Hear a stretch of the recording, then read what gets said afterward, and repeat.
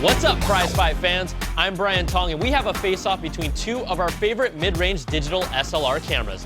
It's a picture-perfect punch-out between the Nikon D7100 and the Canon EOS 70D. Our judges for this fight are CNET Review's senior editor Lori Boom Boom Grunin and senior editor Josh the Goldman. We'll take both judges' scores and average them out to the nearest tenth of a point. The final prizefight score will be an average of all rounds using the same decimal system. Let's do this. First round is design and interface. Both of these camera bodies are comfortable to use. They aren't overly complex, with easy to navigate menus for DSLR users, and can be found for around $1,100 each. Now, a lot of times this comes down to personal preference. Josh likes Nikon's layout better, while Lori prefers Canon's. The convenience of Nikon's power switch right next to the shutter release makes more sense to us, and while we're fans of Canon's flip-out LCD, that design choice forces some of the direct controls to be on top.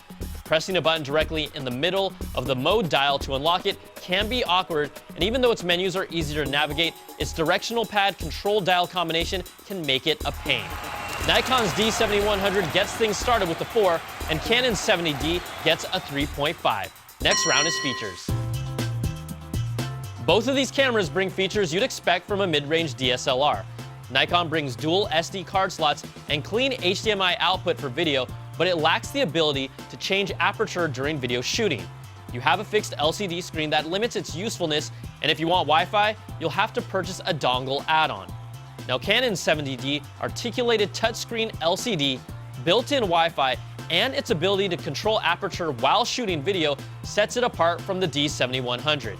It really has the advantage if you're looking to shoot video, but the lack of a headphone jack and clean HDMI out is a bummer. It still won't matter. This round goes to Canon with the 4, and Nikon gets a 3. So after averaging 2 rounds, Canon has the slight lead. Next round is shooting performance.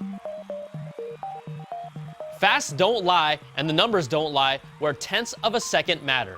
Now, the D7100 is generally faster for still photography, with a tenth of a second advantage in time to first shot. Both cameras are dead even with raw shot-to-shot time, as well as JPEG shot-to-shot time. Now, in dim light situations, the D7100 has the advantage by 0.3 of a point, where the 70D has a 0.2 of a point advantage for typical shutter lag. Now, for typical continuous shooting speed, Canon's 70D also edges out Nikon with 7.1 frames per second versus Nikon's 6.3 frames per second for the D7100. Also, Canon 70D shines during live view shooting with autofocus performance that outclasses other DSLRs. These results are all tenths of a second apart, but in real-world use, the D7100 feels faster with the ability to power on and shoot with one hand, and it gets the edge this round with the 4.5, and the Canon 70D gets a 4. The final round that decides it all is image quality. The D7100 brings better detail resolution and naturally sharper images because it doesn't have an optical low-pass filter. It also brings better color reproduction without fiddling with the settings, but Lori says it doesn't preserve as much highlight detail as she'd like. Now, the Canon 70D is no chump, but the judges aren't too hot on its default color settings, and images just aren't as sharp with its optical low-pass filter. Now, Josh says it's the high ISO results that tilt this in favor of Nikon's D7100. Nikon takes the final round with a 4, and Canon gets a 3.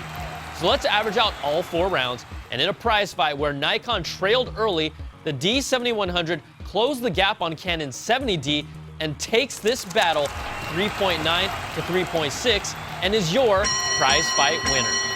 I'm Brian Tong. Thanks for watching, and we'll catch you guys next time for another prize fight. I can't.